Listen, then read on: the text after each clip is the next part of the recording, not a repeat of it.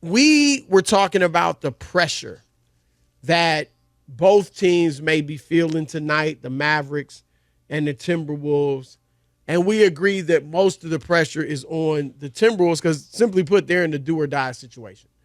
The Mavericks have cushion. Not only one game they can lose another one. Right. They got two. Yeah, and maybe that works against them because you just have a tendency maybe to not play with as much urgency as the Mavericks will. That's why, Rob, you hear NBA players all the time talk about those closeout games are hard. And so especially, I think, in a series like this where both teams are closely matched, very little separates them as far as level of play. And so, yeah, Dallas is going to have to override that comfort zone and try to end this thing tonight. But I think there's pressure on another guy, Rob, who is out of the playoffs. And I'm talking about none other than Joel Embiid. Now, people might say, what? Joel Embiid? He lost weeks ago in the first round. Precisely. That's always the case. Either a first or second round, Joel Embiid's getting bounced. And, Rob, I think, let me know if you agree with this.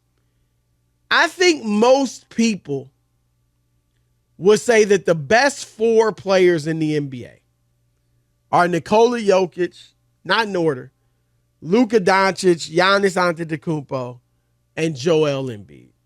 Would you agree with that? Give it to me one more time. Jokic, Luka, Giannis, Embiid, the four best players in the league. Yeah, I think that some might throw list, SGA in. Yeah, it might just for SGA. It's just maybe just too quick, too soon, Chris. Right, a little bit more, but he's talented, and it looks like the sky's the limit. But I agree, the others have accomplished way more. And so, what do three of those guys have in common that one doesn't? They've won championships. Jokic, well, not Luka, but Jokic and Giannis have won championships. If And this year, Rob, one of these young guys, one of these young stars, and, you know, for sake of argument or discussion, the post-LeBron, Steph, KD era, right? This new group of players, there's going to be a new one with a championship. It's either going to be Luka or Jason Tatum or Anthony Edwards. One of them is going to have a championship. And the one who won't will be Joel Embiid. And Rob, we know that he has shared the last 6 MVP awards with Jokic and Giannis. Giannis won 2, Jokic won 3, Embiid won 1. Again, he's the only one without a championship. And Rob? You mean out of the MVP guys? Of those MVPs, of right, the last 3 MVPs to win it the last 6 years. But beyond that, Rob, he hasn't even been to a conference final. Tyrese Halliburton just led a team to the conference final. Trae Young a few years ago led a team to a conference final. Damian Lillard, who's great, but not viewed like Joel Embiid, led a team to a conference final. Jimmy Butler, who's great, but not viewed like Joel Embiid, led a team to a conference final recently. Right. And to the NBA finals.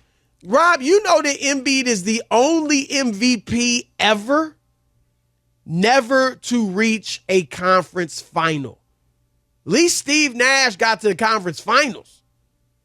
He is the only one never to reach, forget the finals, never to reach a conference final. So what I'm saying, and he's 30. He ain't 24. He's 30 with the body, I hate to say it, of probably like a 35-year-old. And so, Rob, this is the summer that they have cap room. There's talk of Paul George. There's talk of Jimmy Butler. I'm not even going to mention LeBron because that's just probably entirely unrealistic. But they will presumably improve their team in some way. Rob, Joel Embiid this summer, this offseason, I know he's with Team USA. Observe LeBron James and his work ethic. How a guy with 4 championships, all the accolades in the world, is still going to be working his butt off. Observe Steph Curry. Observe your teammates who have championships and see if they're doing things a little differently than you are. Because, Rob, Joel Embiid, if he cares about his legacy, he needs to say, I am going to do whatever I can to get in the best shape of my life and go win this chip next season. The only pushback I'm going to have on you is this guy kind of rushed back, had Bell's palsy, was in a situation, and not that there's nothing he can do, Chris. When I look at this year, I was shocked that he was playing with the condition that he had and what he put himself through. He's had some bad luck. He can't stay healthy. And again, he's had the bad playoff performances as well to mix in. But a lot of it is not just his own doing. I hear what you're saying. And the longer it goes, the longer it's not going to be good for him as far as trying to win a championship. Right. But he doesn't have to win 4 championships. I think, trust the process, the whole thing in Philadelphia. If they can go out, Chris, if for some way, somehow he could stay healthy, they can add another top player because they have the money in the cap room to do that. They'll put themselves in position. But in the Eastern Conference, it's not going to be a cakewalk either. But they'll be in that mix next year. And all he can hope for is that he can stay healthy and that he gets a little more help or help from one other player. And then you got to go from there. A lot of people didn't think Giannis was going to win in Milwaukee. Guess what? It happened for him. I'm not ready to give up on Embiid. I hear what you're saying. It's logical. I'm not saying giving up on him. I'm just No. I'm just saying, right. But I'm just saying there's a lot of extenuating circumstances. You got to admit, the Bell's palsy thing, him playing, was incredible. Look, I give him all the credit in the world for playing through the knee injury, the Bell's palsy, and what did he have, a migraine at one of the games or something like that? Yeah, I mean, it's just But it's always like that. That's the problem.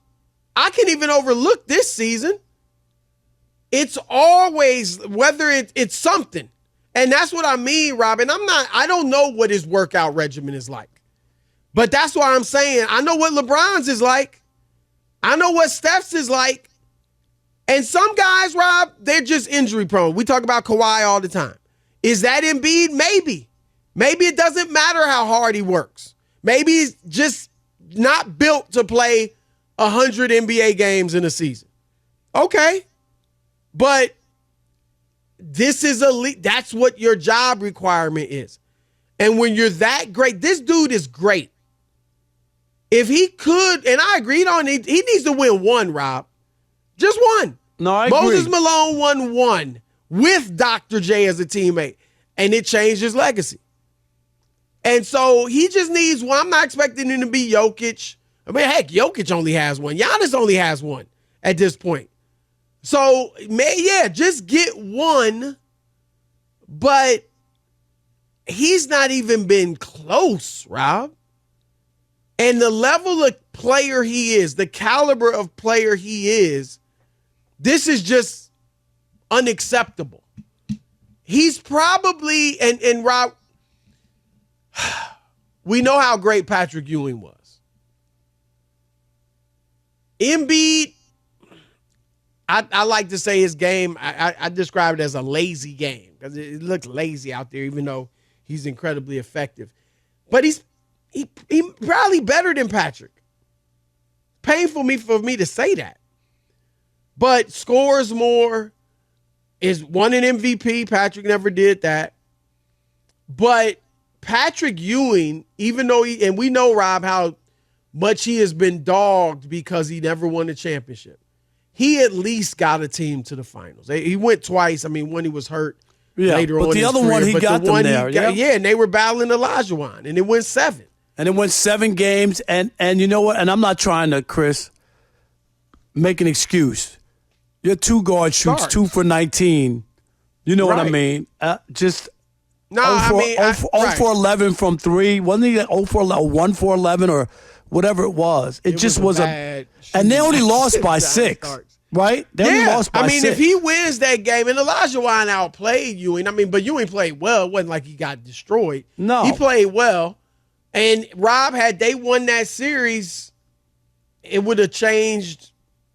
Maybe people would rate him ahead of Elijah. I don't know, because Elijah Wan would have won the next year, and Elijah Wan was great. I think Elijah Wan was better than Patrick.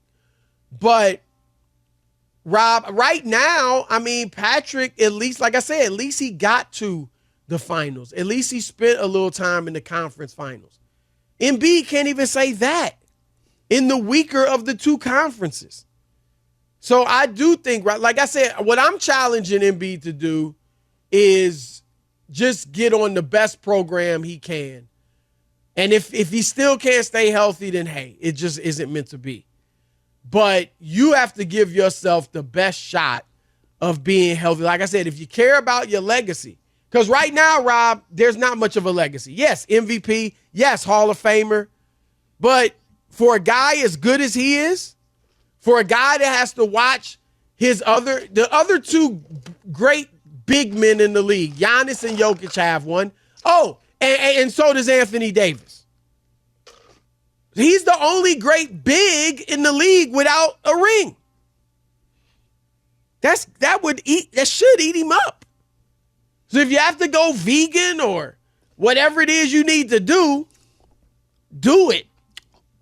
Because he's trying to change his diet? If that's what it takes, if that's what it takes, I'm pushing him to greatness. 877-99 on Fox. Who are you, Salt and Pepper? Push it. Push it to greatness. That's a real push it to greatness. Because it wasn't push it to greatness.